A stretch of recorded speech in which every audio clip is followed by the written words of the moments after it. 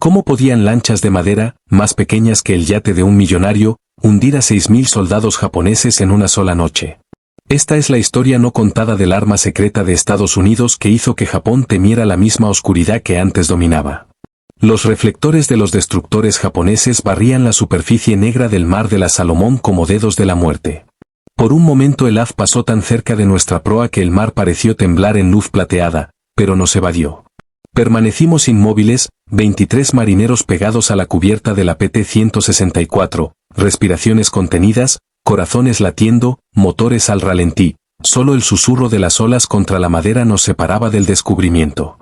Detrás del destructor, 3 enormes transportes se arrastraban en la oscuridad llevando casi 8.000 soldados japoneses con destino a Kolombangara. Su misión era reforzar una guarnición isleña que ya estaba agotando a los marines americanos.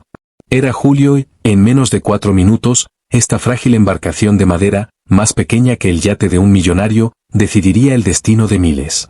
Las probabilidades eran absurdas. La marina japonesa reinaba en la noche, sus marineros eran maestros del expreso de Tokio, deslizaban hombres y suministros frente a nuestros cruceros pesados con total impunidad. Contra ellos solo teníamos delgadas planchas de caoba, motores Packard temperamentales y torpedos que a veces fallaban. Sin embargo, aquella noche, armadas solo con audacia, 3 lanchas PT intentarían lo imposible. Cada hombre a bordo conocía lo que estaba en juego. Si fracasábamos, Kolombangara sería reforzada. Si teníamos éxito, los transportes enemigos desaparecerían bajo las olas y miles de soldados nunca pisarían esa isla. Éramos sombras en el agua, fantasmas ocultos bajo el amparo de la luna, esperando una sola señal para desatar el infierno. Pero ¿cómo podían lanchas de madera desafiar monstruos de acero? ¿Cómo hizo el arma secreta más improbable de Estados Unidos que Japón temiera la misma oscuridad que antes dominaba? Para responder hay que volver al principio, al nacimiento de la flota Mosquito. Para entender por qué frágiles lanchas de madera podían aterrorizar a la marina más disciplinada del mundo, hay que retroceder al verano de 1943. La Guerra del Pacífico estaba en un equilibrio peligroso. Japón aún mandaba en la noche, sus destructores y transportes corrían la suerte por las Islas Salomón con práctica facilidad. Esas misiones tenían nombre, el Expreso de Tokio, para los oídos americanos era la ruta de las ratas. De cualquier forma, el resultado era el mismo. Cada noche, bajo la cubierta de la oscuridad, refuerzos y suministros japoneses abastecían islas en disputa y al amanecer se esfumaban en fortalezas de jungla, dejando a los marines americanos frente a tropas frescas y munición sin fin. Los almirantes americanos no tenían respuesta. Nuestros cruceros y destructores, diseñados para duelos en alta mar, eran torpes en esos canales estrechos. El radar nos daba ojos en la oscuridad, pero no agilidad. Los duelos de artillería en aguas confinadas solo aumentaban la confianza japonesa. En Savo, en 1942, 4 cruceros aliados se hundieron en una sola noche. La Marina Imperial se marchó sin un rasguño. La lección fue brutal. De noche el sol naciente reinaba supremo. Los Estados Unidos necesitaban algo distinto, algo inesperado, no otro gigante de acero que igualara a Japón arma por arma, sino un arma que invirtiera las reglas del combate naval. La respuesta vino de la desesperación y la imaginación. En astilleros secretos, desde Nueva Orleans a Nueva York, los diseñadores se hicieron una pregunta herética: ¿y si la victoria no requiriera blindaje? ¿Y si la velocidad, la sorpresa y la audacia compensaran la fuerza bruta?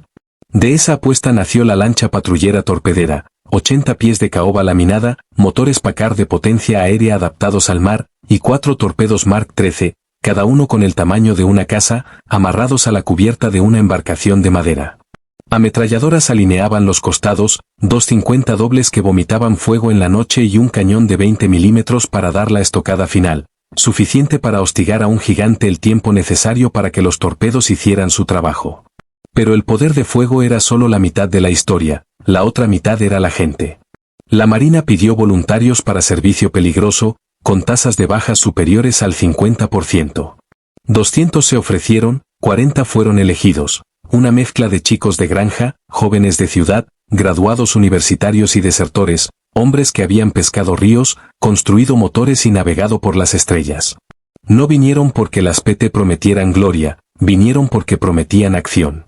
El entrenamiento fue brutal, aprendieron a pelear como piratas, golpes relámpago de torpedo en mar picado, soluciones de tiro calculadas por instinto, motores afinados bajo la presión de batallas simuladas.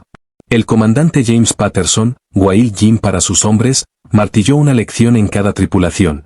Los japoneses esperan que luches limpiamente, ¿no es así? Esperan que sigas la tradición, esperan que temas a la oscuridad. Haz que ellos teman. Y poco a poco las tripulaciones comenzaron a entender, una lancha PT no era un destructor, era un asesino, un guerrillero del mar, golpear rápido y desaparecer más rápido, atacar donde el enemigo menos lo esperaba. Cada tripulación se volvió una familia, 12 hombres apretados en espacios reducidos, compartiendo literas, raciones y miedos, aprendiendo los hábitos del otro, quien ronca, quien reza antes del combate, quien se ríe demasiado fuerte. Los lazos forjados en esas cubiertas de madera eran más fuertes que el acero. Ingenieros como Carlos Mendoza exprimían potencia imposible de los Packard. Matemáticos como Dutch van der Burg calculaban ángulos de disparo en segundos. Artilleros como Patrick O'Brien pulían cada torpedo como si fuera oro.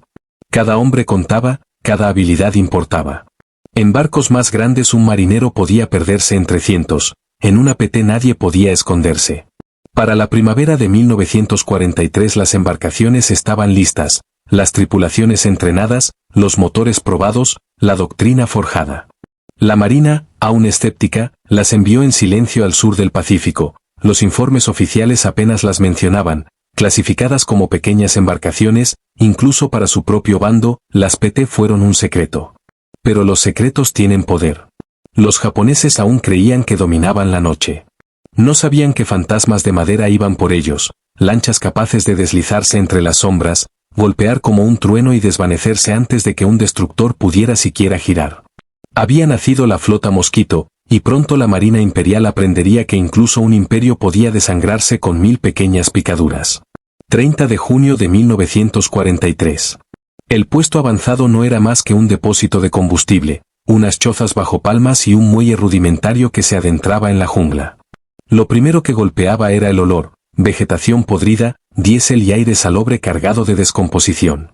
Este era el hogar de los hombres del escuadrón de lanchas torpederas número 9. 12 lanchas PT, 12 dagas de madera apuntadas al corazón del expreso de Tokio. Su misión, interceptar refuerzos japoneses que se movían por el centro de la Salomón. Sobre el papel sonaba simple, patrullar las aguas y hundir cualquier barco que llevara el sol naciente. En la realidad, era un caos, un laberinto de arrecifes, islas cubiertas de jungla, vigías enemigos con radios en cada aldea y escuadrones de destructores entrenados específicamente para cazarlos. La primera patrulla llegó el 5 de julio. 3 lanchas se deslizaron cerca de Bisu Bisu. Nunca pudieron disparar, un hidroavión japonés detectó sus estelas, o momentos después, 4 destructores se les echaron encima con reflectores encendidos y cañones que levantaban mares de espuma. La PT-158 recibió un impacto directo. 12 hombres desaparecieron en un instante. Los sobrevivientes huyeron entre arrecifes durante horas, motores aullando, corazones desbocados. Cuando al fin regresaron maltrechos a la base, la lección quedó grabada, no podían pelear como destructores, no podían enfrentar cara a cara. Tendrían que luchar como fantasmas. Los días siguientes fueron inquietos. Se afinaban motores, se pulían armas, se revisaban una y otra vez los torpedos. Las tripulaciones ensayaban en silencio, comunicándose con destellos de luz, apagando motores para dejarse arrastrar por las sombras. Cada táctica nacía de la necesidad, cada ajuste se pagaba con sangre. La vida en la base era dura, spam y huevos en polvo al desayuno, café tan negro que flotaba una llave inglesa, duchas de agua salada que quemaban la piel, mosquitos zumbando toda la noche. El correo de casa tardaba meses, y aún así el ánimo se mantenía porque cada hombre sabía que formaba parte de algo distinto, secreto y peligroso. Dormían por turnos, compartían literas, jugaban póker bajo faroles que proyectaban sombras largas. Hablaban de casa, pero también bromeaban con humor demasiado oscuro para extraños. Cada uno lidiaba con el miedo a su manera, algunos rezaban, otros reían más fuerte que el temor, otros se quedaban en silencio, mirando la jungla, esperando órdenes. Los isleños salomonenses se convirtieron en aliados, arriesgando la ejecución si eran descubiertos. Remaban en canoas llevando retazos de información, posiciones enemigas, movimientos de convoys, fondeaderos ocultos. Sin ellos, las PT habrían estado ciegas. Más lejos, vigías australianos transmitían mensajes cifrados, ojos y oídos en la selva, guardianes espectrales que susurraban movimientos enemigos en la noche. Cada tarde los hombres esperaban la señal. A veces no llegaba, otras llegaba demasiado tarde y los convoys se escabullían. La frustración era sofocante. Se habían ofrecido para acción, pero en su lugar permanecían en silencio, observando desde las sombras, esperando la oportunidad de probarse. Entonces llegó la orden, el 18 de julio. Los vigías costeros reportaron un convoy importante avanzando por el estrecho de Blackett, 3 transportes y 2 destructores, refuerzos de élite japoneses rumbo a Nueva Georgia. Esta era la oportunidad. El líder del escuadrón habló con claridad. Caballeros, este convoy no puede llegar a destino. No me importa si tienen que embestir esos transportes. Esta noche se van al fondo. Al caer el sol, las tripulaciones se prepararon. Pat O'Brien pasó las manos por los torpedos, murmurando promesas a las armas que trataba como hijos. Charlie Mendoza afinó los Packard hasta que rugieron como tigres. Dutch Vanderburg repasó una y otra vez los cursos, persiguiendo la perfección. Cada hombre tenía su ritual, cada hombre cargaba su miedo. A las 8:30 soltaron amarras y se internaron en la oscuridad. 3 lanchas, la PT-164, la PT-168 y la PT-171. Motores amortiguados, armas probadas, torpedos listos. El mar estaba más bravo de lo esperado, las olas golpeaban los cascos, pero eso ofrecía cobertura. A las 23 ya estaban en su punto de emboscada. La luna colgaba baja, las sombras se estiraban sobre el agua. Cortaron motores y esperaron.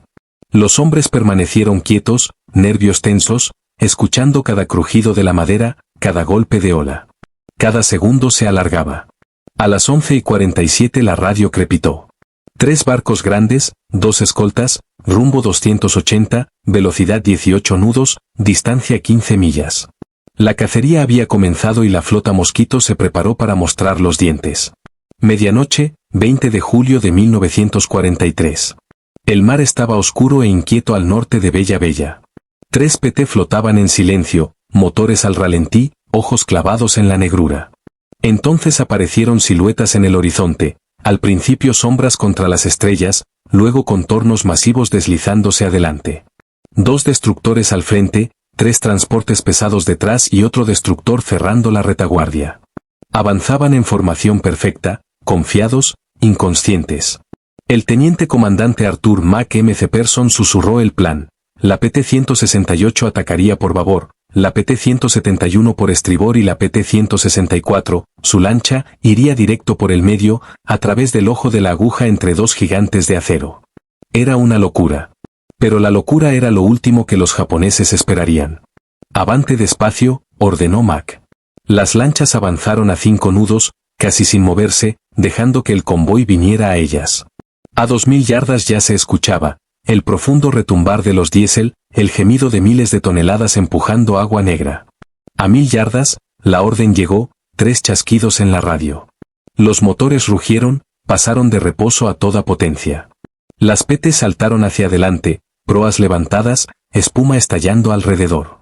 40 nudos directos a las fauces del enemigo. Reflectores se encendieron, la noche se desgarró en blanco cegador.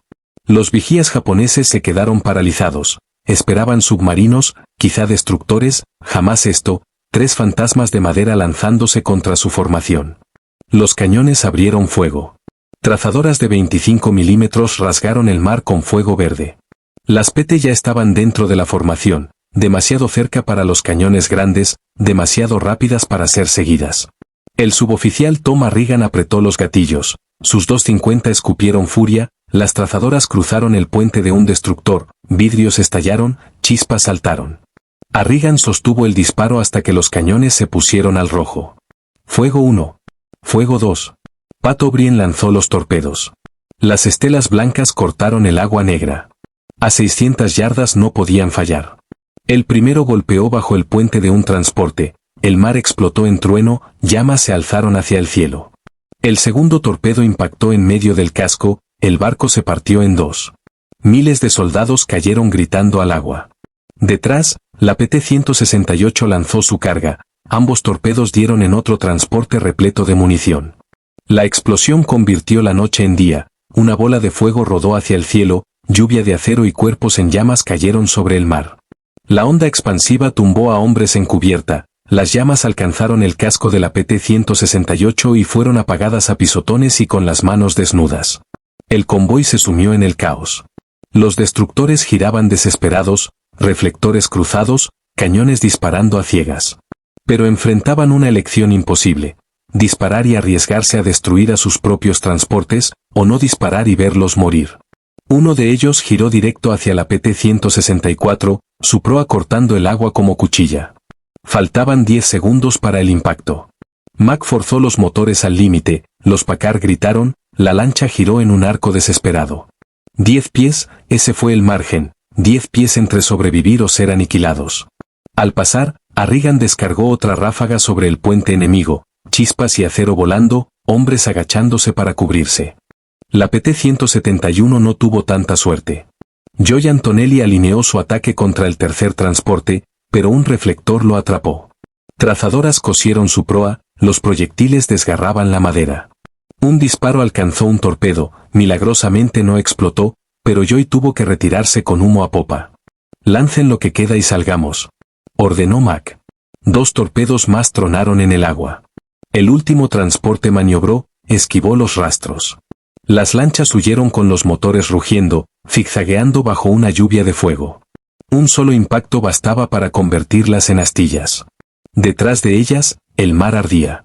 2 transportes hundiéndose, miles de soldados ahogándose, explosiones iluminando el estrecho como fuegos artificiales del infierno.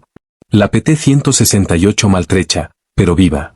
Pero seguía viva, dio una vuelta más y lanzó un último torpedo contra el segundo transporte, que ya agonizaba. Las explosiones secundarias lo destrozaron, la munición estalló y el fuego se elevó hacia el cielo, el mar brilló naranja al amanecer. El resultado era claro: 2 transportes hundidos, 6.000 soldados perdidos, el tercero se retiró. Los refuerzos japoneses fueron negados. La flota Mosquito había picado, y lo había hecho profundo. Pero el precio fue real. La PT-171 regresó tambaleante, llena de agujeros, con hombres heridos y motores fallando. La PT-168 marcada por la metralla, sin antena, su tripulación conmocionada. La PT-164 con los cañones quemados y cubiertas chamuscadas. Aún así, las 3 sobrevivieron. Cuando se reagruparon, golpeadas y sangrantes, la verdad se hizo evidente: 3 lanchas de madera habían detenido a todo un convoy, 3 lanchas de madera habían destrozado la fe de Japón en la noche. Desde ese momento, la oscuridad del mar de la Salomón ya no pertenecía al sol naciente, pertenecía a las sombras, y en esas sombras reinaban las PT. El amanecer se alzó sobre el mar de la Salomón, el resplandor de los incendios aún flotaba en el horizonte. 2 transportes japoneses estaban hundidos, 6.000 hombres tragados por el agua negra, el tercero se había retirado, el convoy estaba roto. Para los hombres de la PT-164, la PT-168 y la PT-171, sobrevivir ya era una victoria suficiente. Sus cubiertas estaban marcadas, sus cañones quemados, sus nervios al límite, pero estaban vivos, contra todo pronóstico, estaban vivos. El regreso fue una agonía, motores a baja potencia para evitar los hidroaviones japoneses que surcaban el cielo al amanecer, las lanchas camufladas bajo palmas en caletas ocultas, los tripulantes susurrando en lugar de hablar, atentos al lejano zumbido de los aviones enemigos.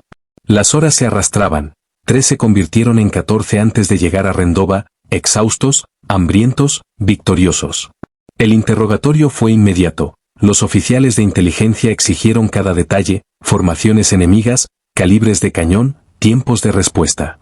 Cada recuerdo se convirtió en datos para la Marina. Lo que esas tripulaciones contaron moldearía las tácticas de todos los escuadrones de PT que siguieron.